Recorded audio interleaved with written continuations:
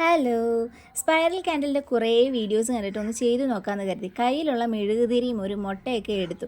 മുട്ടയെടുത്ത് വേറൊന്നിനുമല്ല, ചെറുതുണ്ടാക്കാൻ വേണ്ടിയിട്ടാണ്. പക്ഷേ പണി കിട്ടി. അത് എങ്ങനെയാണ് പണി കിട്ടിയെന്ന് ഞാൻ പറയും. ഞാൻ പിന്നെ എടുത്ത നൂലൊക്കെ അങ്ങോട്ട് ചുറ്റി അങ്ങ് എടുത്ത്, ഇങ്ങനെ എന്നെപ്പോലെ ഇങ്ങനെ അടുപ്പിച്ചൊന്നും ചുറ്റരുതേ, ഇത്തിരി നീക്കി ചുറ്റുക.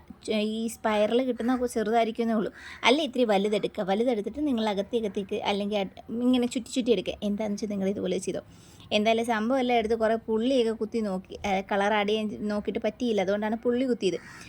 ഇവിടെ എല്ലാം ഞാൻ ഭയങ്കര ഓവർ കോൺഫിഡൻ്റ് ആയിരുന്നത് കൊണ്ട് പണി കിട്ടിയത് അകത്തുനിന്നാണ്. പുറമേ ഒന്നും പണി കിട്ടിയില്ല, അകത്തുനിന്ന് നല്ല പണി കിട്ടി.